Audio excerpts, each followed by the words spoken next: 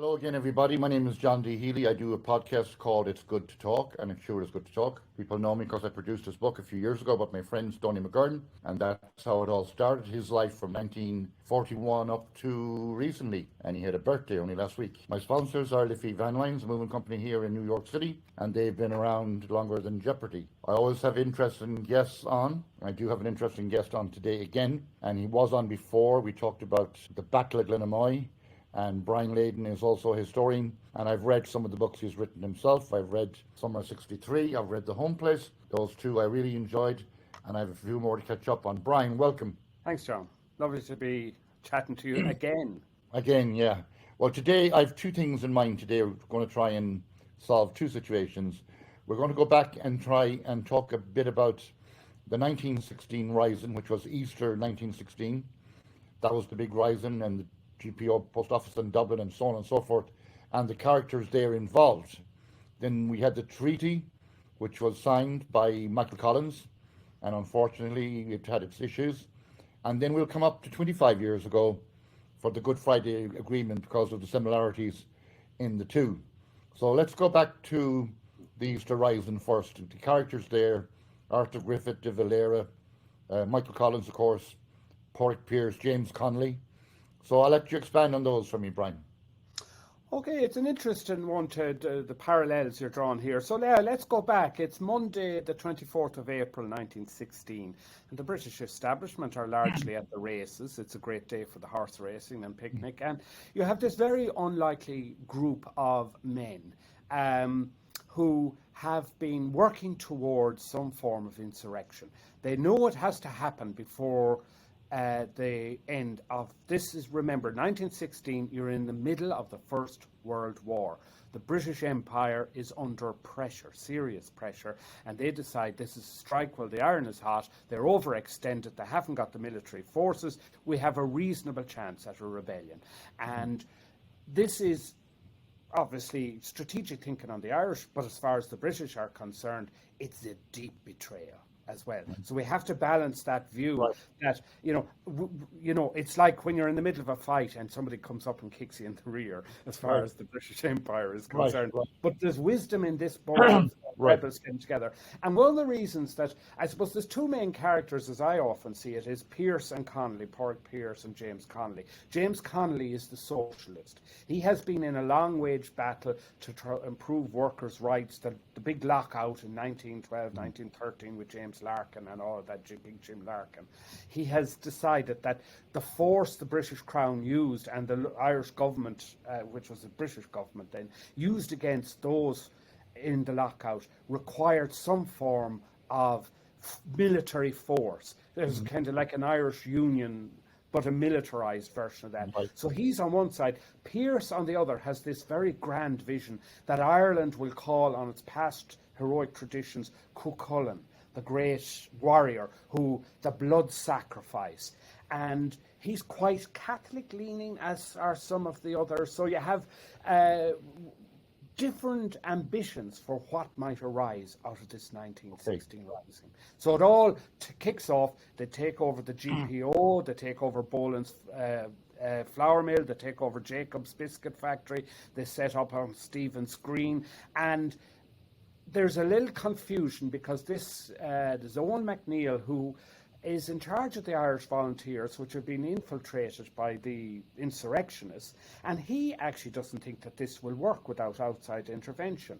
And Casement has been arrested. Roger Casement has been coming with guns to Ireland. He's caught in the lead up to this revolution, and the next thing he's thinking, this isn't going to work, and he sends out an order, no, the revolution is off. And meanwhile, it's happening in Dublin. So you have very patchy outbreaks of revolution across Ireland, but obviously in a time of basic communication, some confusion. And yet, here's a small group of insurgents taking a tram, actually, paying their fare on the tram into Dublin to begin an uprising. Well, that's an interesting point. Yeah. So James Connolly, he was one of the main guys, I guess, and when he was one of the last to be executed. I think the other guys were executed before him, and he was in Kilmainham jail.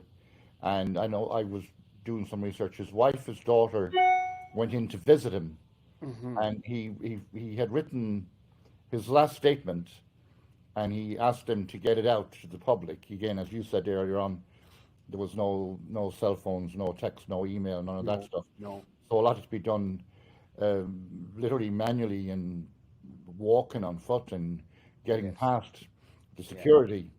But his last statement was very strong.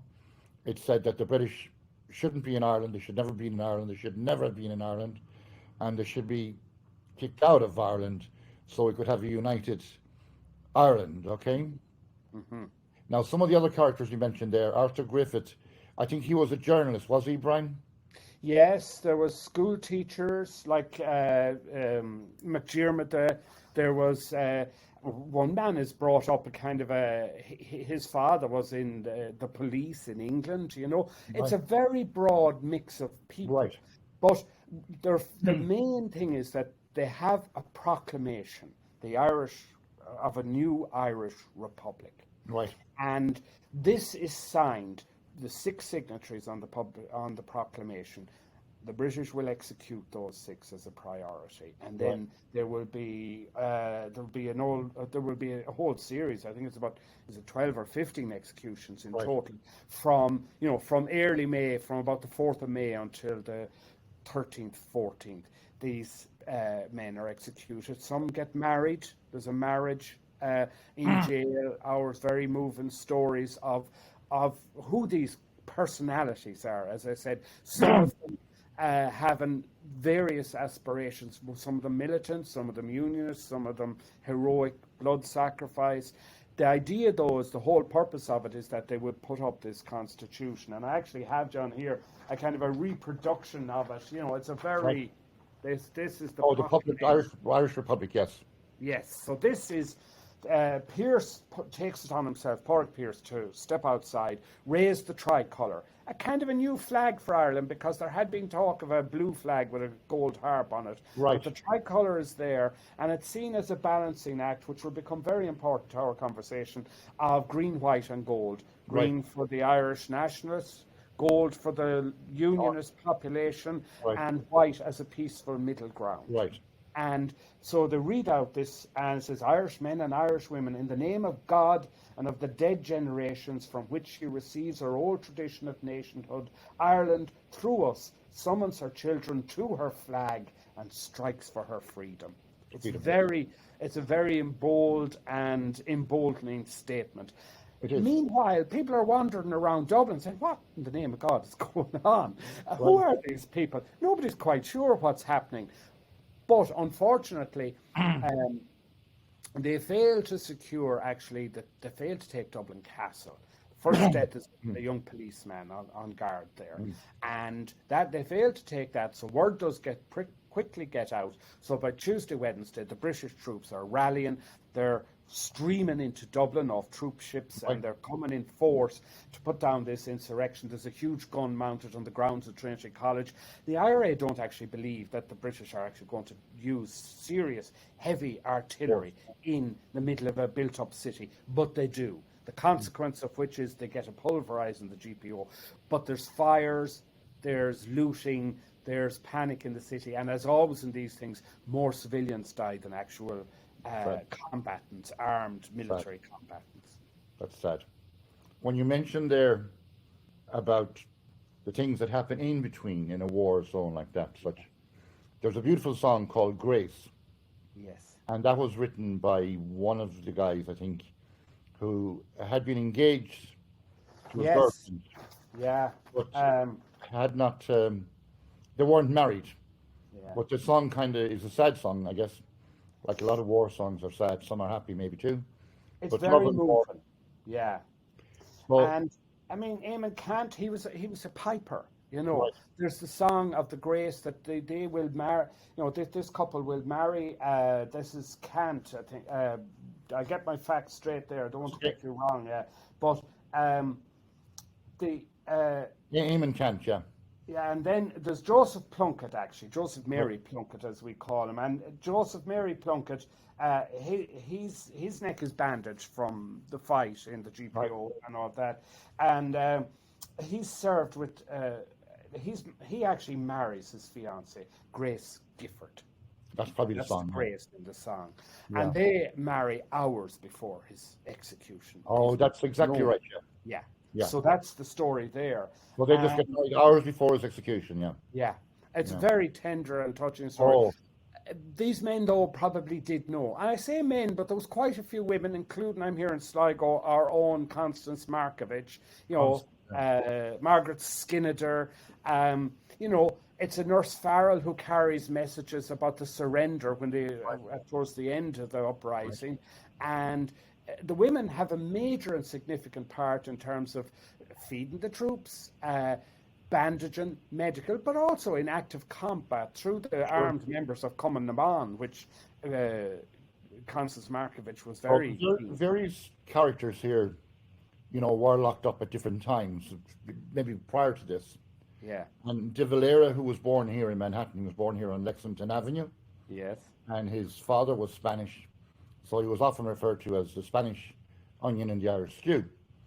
So he ended up in prison as well. And it was actually Michael Collins that arranged and managed his escape by getting like a house candle and burning the candle down to the wax and melting the wax and placing a key in the wax. So someone outside, like a locksmith or maybe a blacksmith, could make a copy of the key and bring it back into the jail, and De Valera was released. Yes. And that's an interesting story in itself.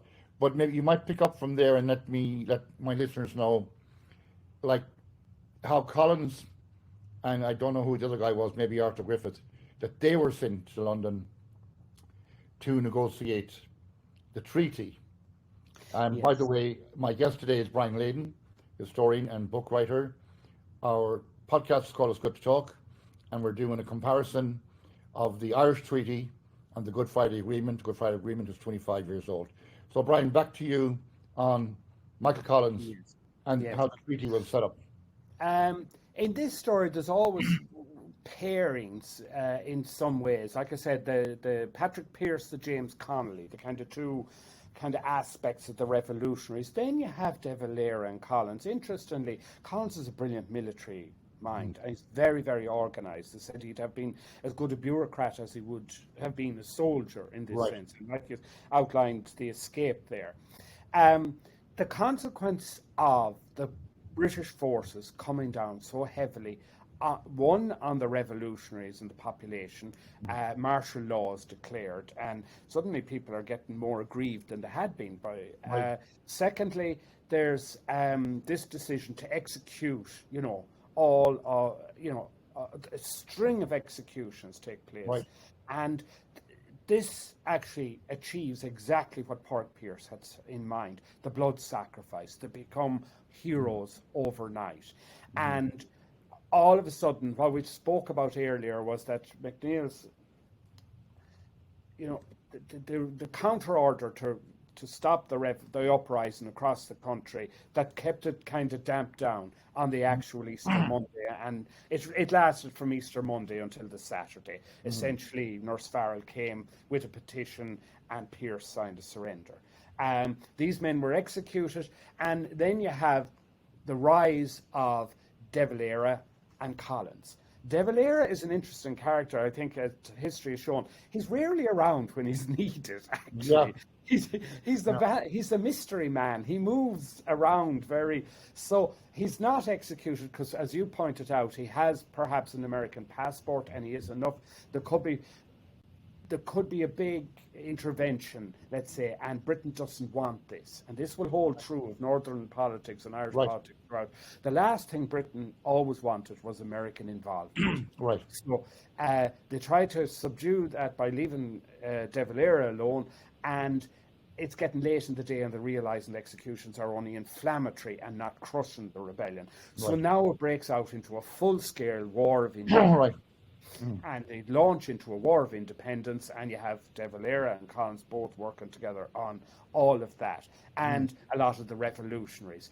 The problem is that, eventually Britain sees that this is an unwinnable war. Like I said, they're involved in a major conflagration in the First World War, and there are two schools of thought that had Ireland really consented to join up in the numbers across Ireland that the Unionists in the north had joined the British Army, we might be granted home rule as a thank you for coming in to help Britain in its hour of need. Instead, we go into an all-out assault. So the First World War ends, but by 21,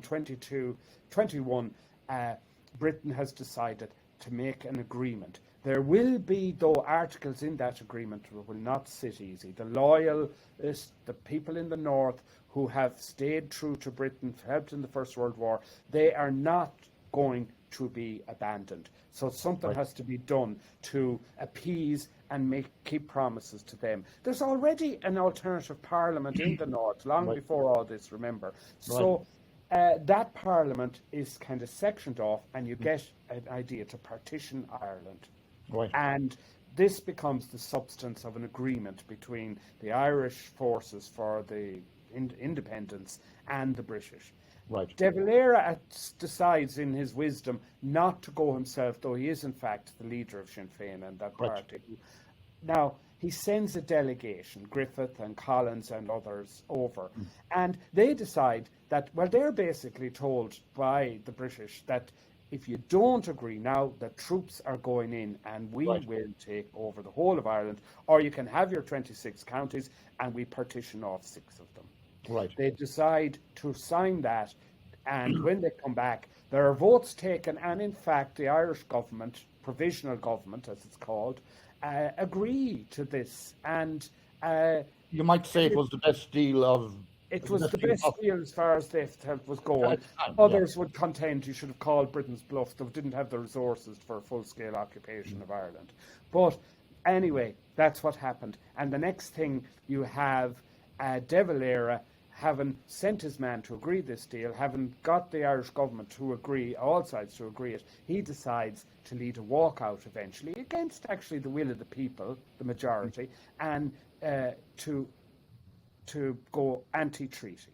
So Collins then actually steps into the role as the head of the Irish Army, and he is not for a battle, an all-out war of civil war. But of course, if you're a colonial power like Britain, it has always been the way in any new country: start a civil war and you'll disempower it straight away. So, a civil war, great. It always tends to be the legacy of colonial. So the problem here is that Collins has no heart for this, but they do end up with another ultimatum from Britain that you have to quell this rebellion and meet the terms of the treaty, or bad things will happen. So. Again, it could be said that perhaps the forces of the Free State, as it's now called, the 26 counties, the staters, are in fact too heavy-handed. But either way, there's an occupation of Dublin again by the sort of the anti-treaty forces. And they are actually not all that successful, but that then breaks out all around the country, and you have a civil war. And that civil war will climax with the death of Michael Collins.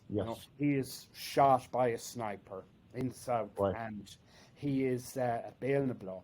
And the thing is that this really agitates the two sides to ferocious, terrible.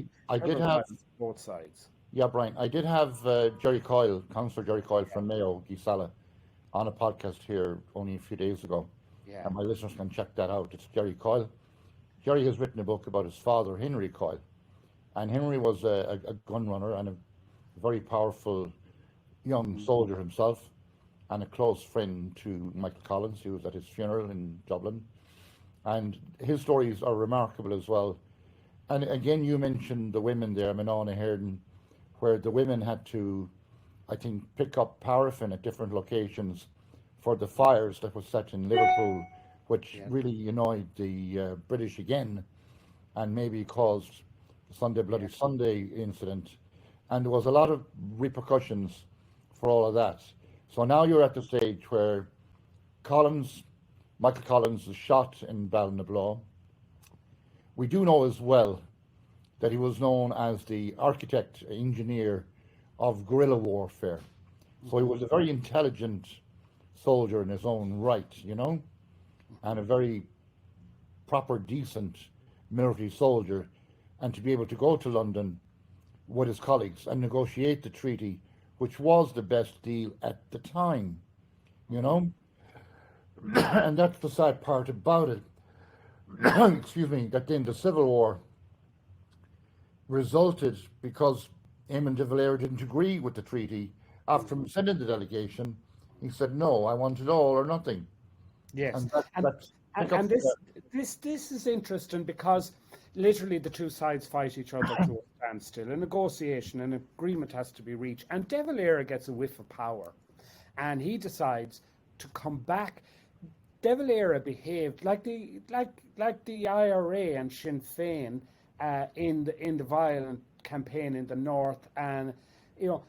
There's this thing called abstentionism, where you may actually get elected, but you don't participate because you don't recognise the legitimacy of the government. Right. That was De Valera's view of his own Irish government, the Free State government, until 1926, when he decides to embrace legitimate politics because he's going to end up as actually, the head of state. Leader is going to fall, yeah. Exactly. So it's interesting that, as you said, there are these parallels, that Sinn Féin will become, divided in the sense that there's the provisional IRA and the official IRA, but you now have what were the anti-treaty forces now agreeing to partition yet again. So it now becomes an established and entrenched part, but with the promise that Ireland will maintain its territorial claim to the north, even though, the more vehement would say, there are occupying forces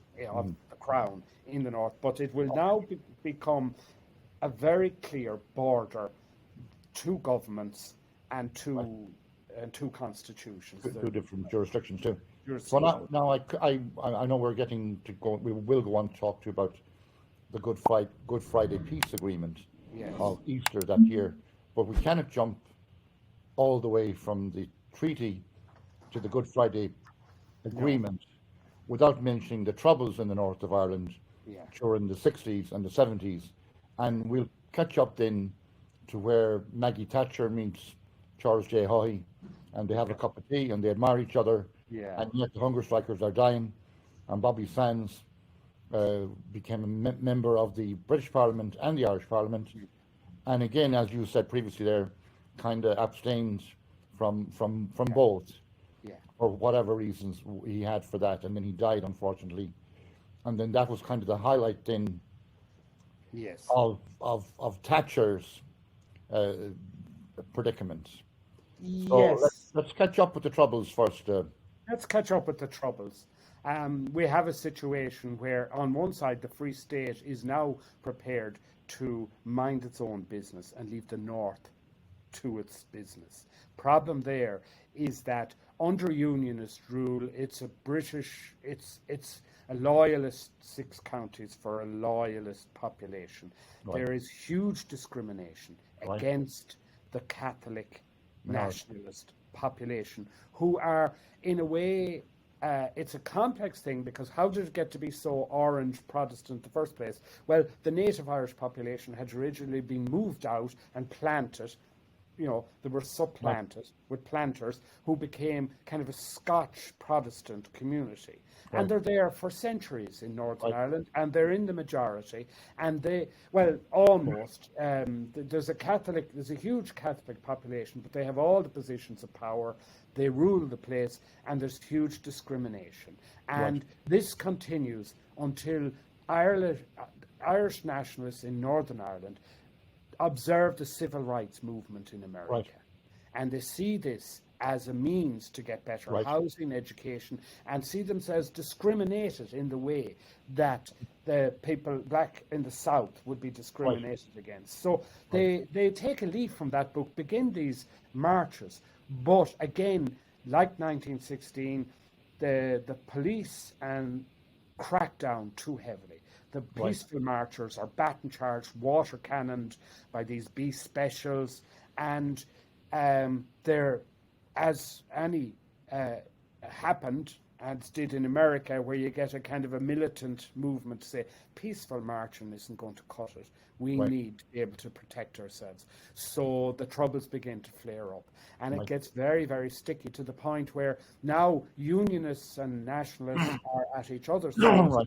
And the nationalist population are almost calling for Britain to send in the army to protect them from the rampages, led by the likes of Ian Paisley, it has to be said, who leads thugs into nationalist estates and burns them out of it. And you have huge trails of refugees staying in Finner Camp in Bundoran in the south of Ireland and others. You have an Irish population saying to Jack Lynch, who's then Prime Minister here, Taoiseach here, send in the Irish troops, get in the UN, resolve this, but nobody actually acts.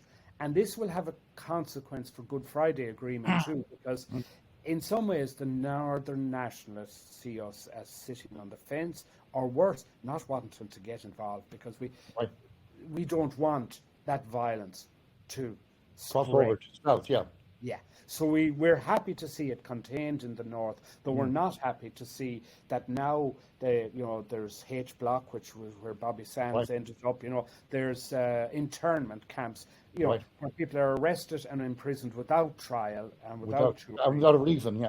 Yeah, so this inflames the situation, and you get many, many years of violence. And with the Sinn Féin in the north and the IRA, which is its armed wing of Sinn Féin then, saying that the only way is violence and the only way ahead is violence. And that all kind of grinds on until, as you say, even Margaret Thatcher and Gareth Fitzgerald managed to come up with a kind of a Downing Street type agreement where, let's devolve some power to the north, let's improve things. And so that's all very well, but as far as the IRA is concerned, it still actually maintains a border and does not recognise the legitimacy of their claim to this territory. Yeah, well, back to Collins for a second. The IRA, of course, took a page, as you say, many pages out of his book, and that's when the guerrilla warfare started, and the concept of cells. What I mean by cells, for people that aren't familiar, this would be where Sinn Féin, IRA, would organise the groups in smaller groups that would have very low-key, if any, communication with each other. So if I was in a cell here and I'm doing something, I don't really want to know what you're doing. We're doing the same thing at a different pace, in a different area maybe. So if I'm trying to bomb Maggie Thatcher, you can say good luck, John. And she was lucky because she was on the toilet bowl when the IRA tried to bomb her. So she was saved by a bit of pee-wee. Yeah, that is obviously there was awful pain and anger in that, in the sense that in the H blocks and other areas you had the hunger strikes, which was Bobby Sands. Part of the problem there was that Margaret Thatcher adamantly refused to give a political dimension. As far as they were concerned, they were criminals. She would have seen them. You let each one die. She let each one of those young men die. Because they want to be recognised as soldiers, as as combatants in a legitimate war against an occupying power. She was seeing them as, well, in a way, it's like your January 6th in Washington. You can treat them as criminals, or did they see themselves as armed insurgents for their nation? It's a matter of interpretation, but certainly it was a war. As far as the IRA were concerned, as far as Thatcher was concerned, these are criminals. We do not give them special status. That became the nub of it. The eyes of the world were on her at the time, and I was a student in Dublin, and we all protested. Every student I knew in Dublin, we all protested for Bobby Sands. But finally, when she had a tea party with Charlie Haughey, and they sat down, and the mothers and fathers of these young men dying of hunger strike, and they both agreed they would do something, and she went back to her comfort zone, and he went out for dinner in a French restaurant and wearing the best of clothes and telling everyone else to tighten our belts. The money had to be saved for the economy. So definitely no angel at all. You mentioned Gareth Fitzgerald there. He was involved way back before that, trying to make some arrangement too to soften things down a bit. And then Albert Reynolds comes into the fray Yes. in another coalition government, and he was in the coalition government with Dick Spring. And I think we're getting closer to more agreements there, where John Hume and Gerry Adams and Albert had meetings. And Albert was very tied up in the whole thing himself and a very busy type of guy. And Dick Spring is from Kerry, and he was like second in command of that coalition government. And always things seem to happen in Irish politics. There was an evil priest called Father Brendan Smith, and that was certainly a fly in the ointment, pardon the pun. And Dick Spring wanted that dealt with ASAP. And Albert was kind of like putting it on the long finger, oh, I'll deal with that in another week or two. And that brought down the government over this paedophile priest, Father Brendan Smith. And that threw it backwards again for a while. But now, eventually, let's come to the setup of the Good Friday Agreement 25 years ago. I'll let you kick that one off, Brian. Right. Well, again, we're talking about interesting, like you were saying there, John, there's interesting pairings. In fairness, Albert Reynolds, he gets paired, he's lucky in one sense. He's a self-made businessman. Yes. And he gets paired with another self-made, rather bland seeming figure. After the Haughey era, he seems bland. Right. And after the Thatcher era, John Major seems a bit bland. But both of them are very practical people, and they really get down to talking. Now, the next pairing we'll see is the rise of power of Bertie Ahern and Tony Blair, you know, the Irish Taoiseach and the British Prime Minister. Another pairing of men. But I would say that the hard yards were done by Reynolds and Major. Yes. But there was a new will, and in a way, Bertie Ahern will turn out, you know, there will be a lot of argument about Bertie Ahern's legacy, and is currently, you know, in this, and Tony Blair's legacy in terms of, you know, the war in Iraq, Bertie in Ireland losing its sovereignty through the business skullduggery that went on in Ireland.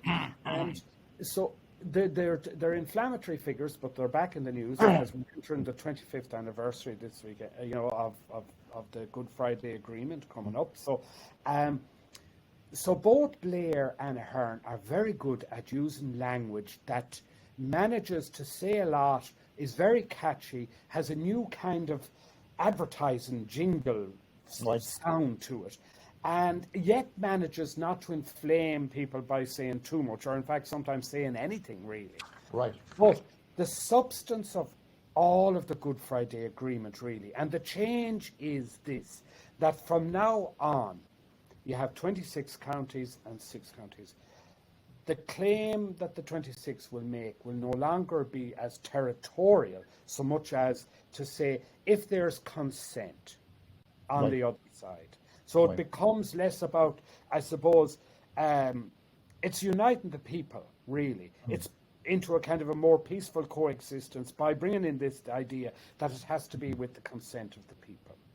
And oddly enough, you know, there's great groundwork done by the likes of John Hume, okay? So he's negotiating with the violent side of the IRA, and he wants them brought in politically. You have great pairings of characters, we'll say, in the likes of Washington with Niall O'Dowd and Bruce Morrison, who managed to sort of bring Gerry Adams into the fold, get a visa for America, and poor John Hume and even people who are negotiating a political solution are kind of sidelined in the IRA, and Gerry Adams becomes more political and more acceptable face of Irish nationalism. Right. Well, two comments I'll make there, two comments in particular I'll make there, because one you just mentioned, is the economic backdrop. Like, we missed the Industrial Revolution.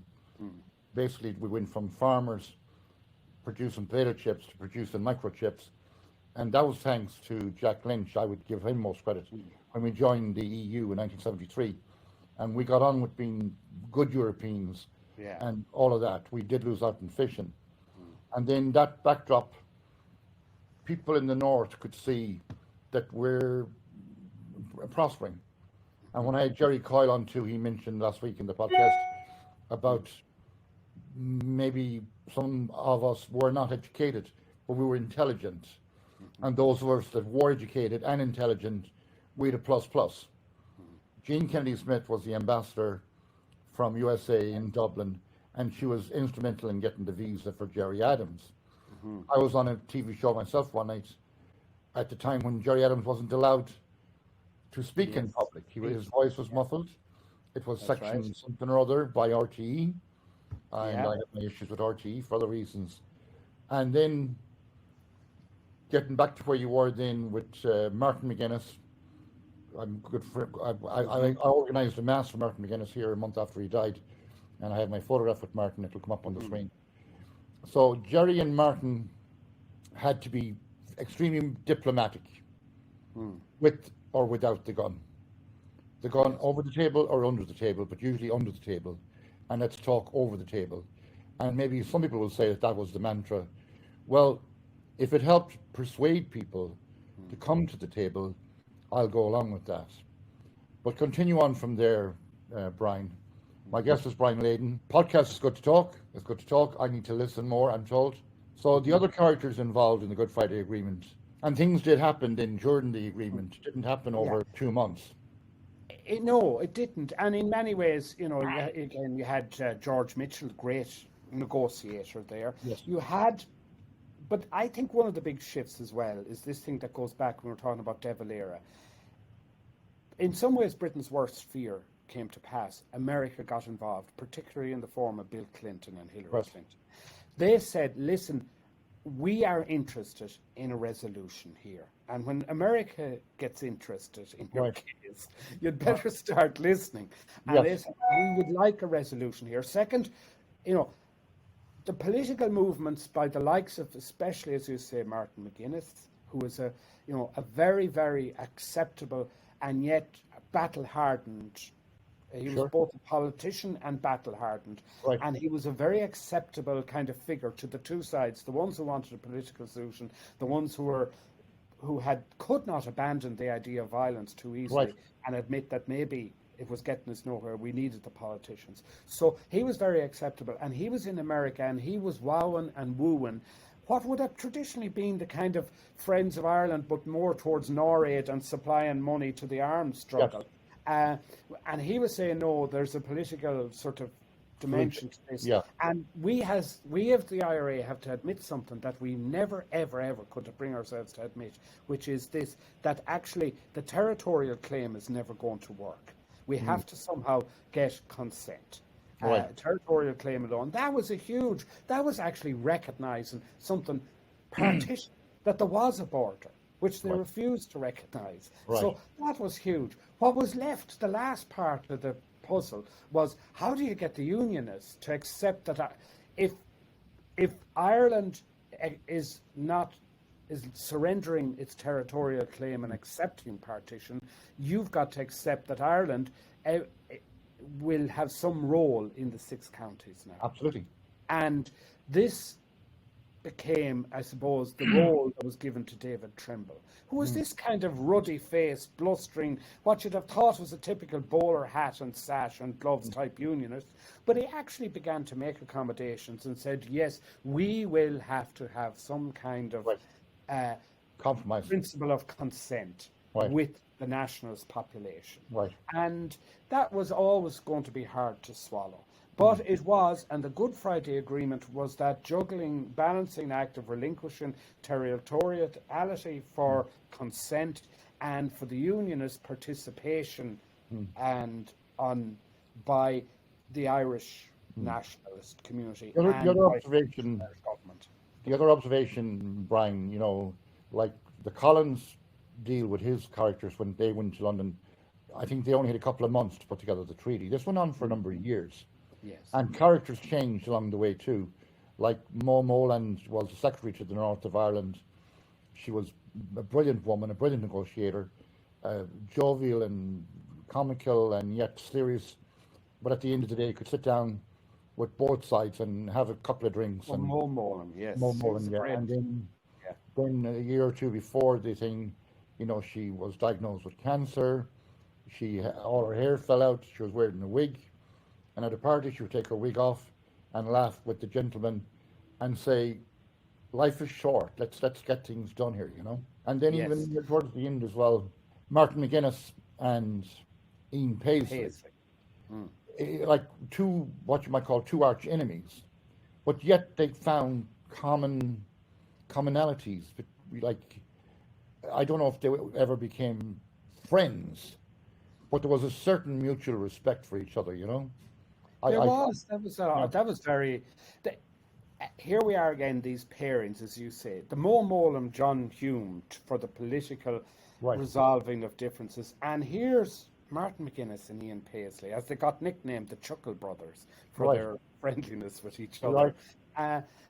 First Minister Paisley, Assistant or Second Minister McGuinness, and McGuinness was Minister for Education, actually. yeah, and the thing Yeah, about that pairing was that maybe you can say, I had a friend who gets an older person who got these TIAs, these trans-ischemic attacks, like little mini strokes, and it changed their personality and they seemed to become very, very mellow. right. You often wonder, did Paisley have some kind of a moment where a stroke where he mellowed or Yeah, what? Because this was the man, as we spoke about, who led yeah, gangs into nationalist areas to burn them out. And now here he was, as you say, and joking with McGuinness, who right, never drank, by the way, right, uh, saying, calling the pint of stout he was offered in the South the devil's buttermilk. right. Um, it was a different man and very Yeah, hard to understand, and even kind of hard to understand for the hardened nationalists and the hardened unionists. But anyway, that worked. Whatever that chemistry was, it got us this far. The problem being that in some ways, the Good Friday Agreement, which really did bring peace, not without hiccups. Remember, there was the awful atrocity of the Enniskillen bomb right, on Memorial Day, the Omagh bomb, the Canary Wharf bomb. There was other Warrington. There was other things, terrible things happened, like hiccups towards a peaceful right, resolution. But the right. problem is, it's deceptive to call it a resolution because it's more like a starting point. I'll tell you, John, just as an aside, I was recently in Belfast, I would be telling people who'd listen to this podcast to say, really, if I had my choice now, I'd send you to Belfast before I'd send you to Dublin, in terms of a city that's really worth visiting and Right, seeing. right. And there's tremendous things going on, and there's kind of an edginess to the north, and they're more direct. But it's a fascinating place. The dividends of peace with the Titanic Centre, the Right. Seamus Heaney Centre, that's as well, in his home county. So, great things have flowed from it. But then you do the bus tour that takes you into the Falls Road, Shankill, the very old Yeah, working class Protestant, or I should say Royalist areas, working class, and the nationalist working class areas. That original divide that drew its strength from the civil rights movement, you still feel that those people, their fate has not significantly changed. They're still very poor, jobless, undereducated, neglected, and the murals are up everywhere. And as a tourist, you can hop on, hop off the bus, yeah, photograph the murals in perfect safety. You'll be welcomed by both communities, but at the same time, there's a big iron walls and peace walls. Like that's kind of Orwellian right. speak for war walls. The war Um, was, yeah, but the thing is that that that original divide is still kind of simmering there, and you get entrenched unionist politicians who get their political base from keeping that situation, keeping those people yeah. inflamed, as the nationalist hardcore keep their Well, side inflamed. let's go back again a little bit. We won't go too far back, but to go back a bit, like the perception that a lot of the Protestants had, say, in the 50s and 60s, of the Catholics in the South, was that we were living in the dark ages. You had to get a prescription to buy condoms. You had to go to your doctor or your priest if you were planning to get married. to make sure that everything was working in order and all that. Now in the south, we have the Prime Minister, Leo, is an out gay man with a gay partner. Gay marriage is allowed. Contraception is available just as it is anywhere. So those are things that some of the unionists thought, like, who's our neighbour, like? Our neighbour is some old foggy, ancient woman or man that believes in God and God alone and doesn't believe anything else. Jerry Coyle, when I had him on the podcast a few weeks back, said his father accepted that Gisala in County Mayo is a beautiful place, and I agree with him, and it's beautiful scenery, but it just won't put food on the table. No. And Mother Teresa, when she was in Dublin, also said on the Late Late Show, a million Hail Marys won't build a church. So it comes down to economics. Yes. And if we go back to our 1916 boys, they had a good concept of economics, like Griffith and Kant and Pearce, and they saw that the economic plight is important. Yes. Because poverty, and as Jerry said again, abject poverty, and even that goes for anywhere in the world. If people will go out and commit crime if they cannot get money in their pocket to buy food. Yes, and that is, they will commit crime because because they have been sidelined and they know they've been excluded and kept from the table. And you see, the money needs to go on education and social justice and social improvement, and the others follows. And you still have a simmering touch of that in the north. I mean, a brilliant politician we haven't mentioned at all, as a young woman, Bernadette Devlin McAllister, she had always said that Ireland in the south has a long way to move before it could even begin to think of aligning itself. Right, correct. With the society in the north, that you'll never make the two fit until they're more more aligned, Yes, more in alignment. And that she would also, though, be of the view, and I speak as a southerner, and we are seen and are in many ways still the people who have to some degree, if not abandoned the north, kind of had, you know, can we afford them? Do we want this? Do we want it to spill over here? So we've always been seen as being people who have been less than the best of champions for the excluded northern nationalist. And there is a fair case even to this day, because now we have Brexit, of course. Right, I was just going to come to that, Brian. Brian, I brought you on to talk about the Easter rise in 1916. Yeah. And the Good Friday Agreement. My podcast is called It's Good to Talk. My guest was Brian Leyden. And now I'm adding another topic to it, and that is the decision by the British to leave Europe and forget the little back garden they have in the north and leave those children there with no one to mind them. Well, you know, from as speaking as a kind of from the south of Ireland perspective, Brexit would seem like not only turkeys voting for Christmas, but voting for Christmas every day of the week, you know, in terms of economics, because, and of course we, just down the road from me here is where Lord Louis Mountbatten was blown up by the IRA, and there was a young boy, again another innocent victim of that terror campaign, and we do not want to see that trouble spilling over here as we didn't then, and we can't help but see, if you create a new economic border, you're still going to have some kind of apparatus to police it. And you put up any kind of sign, and what do guys with guns do? They start shooting at the sign first, and then they start shooting at the people who put up the sign. So it's a very retrograde, it's a very backward step. I understand that, you know, there are many, many problems with Europe, and not least that it's sold its soul to big business, in the sense that it stopped looking after its citizens and started looking after big, you know, big conglomerates more.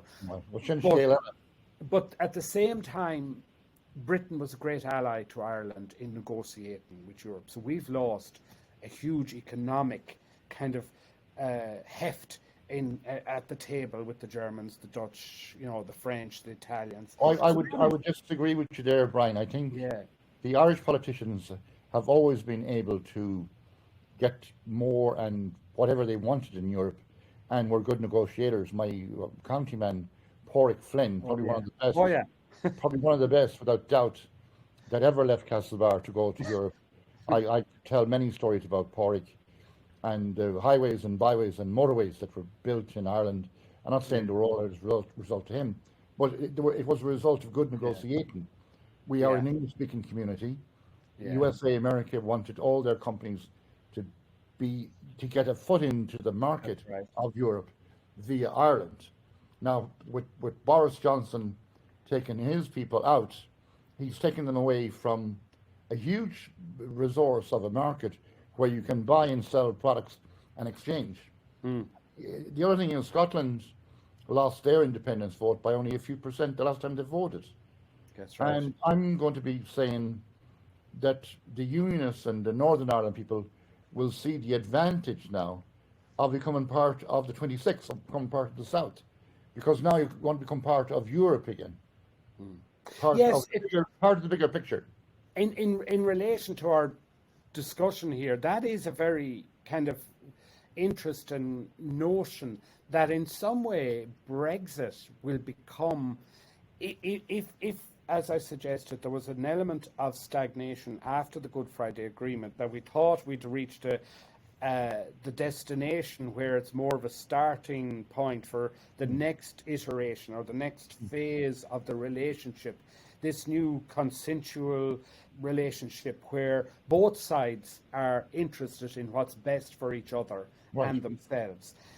I think Brexit, as you say, has in a sense pushed us into a new review of that. Of course, down the tracks is that there is already quite a movement saying there is a mechanism where Ireland can, and the North can trigger a referendum to say, well, the majority want now to be aligned with the 26 counties. That is inching. That is inching its way into being. Slowly but surely. And that the weight of actual, the Catholic majority is now getting political majority, political force, and the Unionists, in their deep entrenchment, are maybe not as flexible as they need to be in this new terrain. So we'll see what will happen there. It's the final outcome, I think, of what we started. We're all looking at, it's like writing a book, as you well know. There's a beginning, a middle, and an end, and there will be an end at some point, of course. When I had Jerry Coyle on last week, my podcast is called It's Good to Talk. My guest today is Brian Leyden, historian and author. But when I had Jerry Coyle on, I brought something up as well that Jerry kind of maybe had forgotten about, but it's easy to forget stuff. That the other little plots of land and gardens that were owned by the British, and I go all the way down below Argentina to the Falkland Islands, the Malvinas. The sheep there were getting the good subsidies from Europe, but now they're no longer European sheep. Now they're British sheep. So I wonder who feeds the sheep in the Falklands. In the Malvinas. The Malvinas, yeah. Yeah, well, we've always been accused. I heard the writer Borges called the Falklands War two bald men fighting over a comb. But the thing about the thing, it has absolutely unguessable and unforeseeable repercussions, what is happening at the moment. Maybe it's part of the dissolution of empire. There's no great love for the new King Charles or the Commonwealth. There's a mood change, definitely. And there is an old, I think it's a Chinese saying, it's a curse to live in interesting times. But we do live in interesting times. Yeah. And all I can tell you is that, on that trip to Belfast, when I go north now, when I'm not, I've been through the checkpoints from living on the border. I've had the humiliations of being stopped, guns pointed at you, being searched. I've had the fear of either loyalist or nationalist bombs going off when you're there and just getting your shopping. And you arrive in a city that is absolutely, young ones I know who love to go there as party central, you know. Right, right. You have the Titanic Museum, like I say, you have the Seamus Heaney home place, you have the concert halls in Derry, you have all these dividends of people getting along. Now we need, you know, to find ways to get along, and as you say, to help lift the people who are still stuck in poverty out of that poverty, to educate, to feed, clothe, to house. The old issues that have never gone away. Yeah, well, there's That's where sometimes we people need to say focus that again. out of adversity comes greatness. I'm going to leave you now.